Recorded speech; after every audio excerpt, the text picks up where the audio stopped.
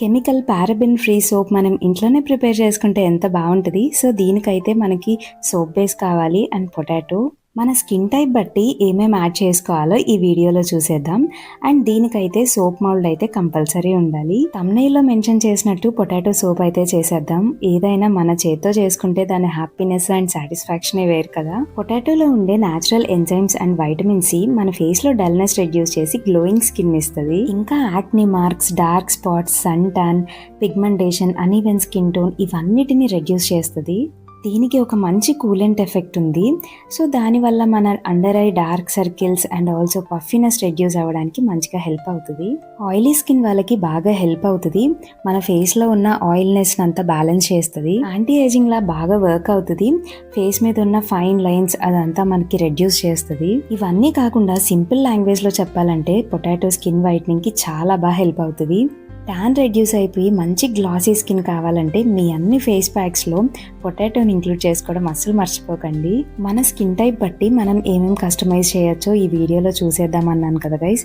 So first అయితే పొటాటోని మంచిగా peel చేసుకుని చిన్న చిన్న పీసెస్గా కట్ చేసుకుని మిక్సర్ గ్రైండర్లో వేసేసుకుని దాని జ్యూస్ అయితే ఎక్స్ట్రాక్ట్ చేయాలి.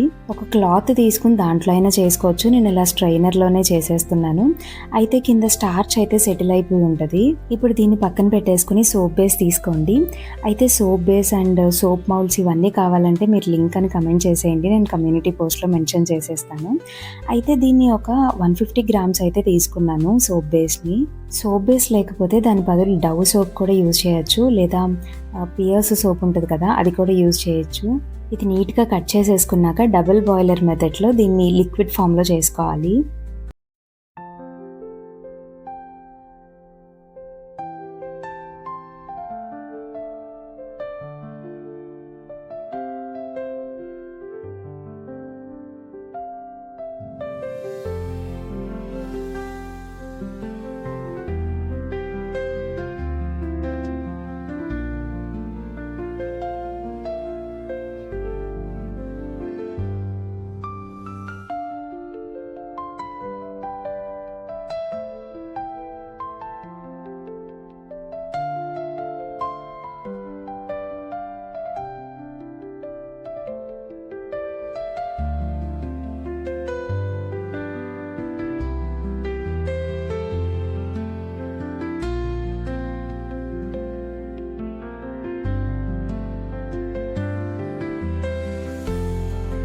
సో మన సోప్ బేస్ అయితే కంప్లీట్గా మెల్ట్ అయిపోయింది. ఇందాక ప్రిపేర్ చేసుకున్న పొటాటో జ్యూస్ అయితే దీనిలో వేసేసుకోవాలి.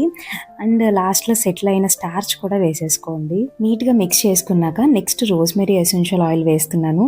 మీ దగ్గర ఉంటే వేసుకోండి, లేదా స్కిప్ చేసుకోండి. 3-4 డ్రాప్స్ అయితే సరిపోతుంది. లావెండర్ ఎసెన్షియల్ ఆయిల్ ఉన్నా వేసుకోవచ్చు, మీ దగ్గర ఏది ఉంటే అది వేసుకోండి. డ్రై స్కిన్ వాళ్ళు 1/2 స్పూన్ గ్లిజరిన్ వేసుకోండి. కొంచెం కోకోనట్ ఆయిల్ వేసుకున్నా మంచిదే. ఇక్కడ నేను విటమిన్ ఈ ఆయిల్ కూడా యూజ్ చేస్తున్నాను. ఇది మెడికల్ షాప్స్లో ఈజీగా దొరుకుతుంది. ఇక్కడ 2 క్యాప్సూల్స్ అయితే తీసుకున్నాను.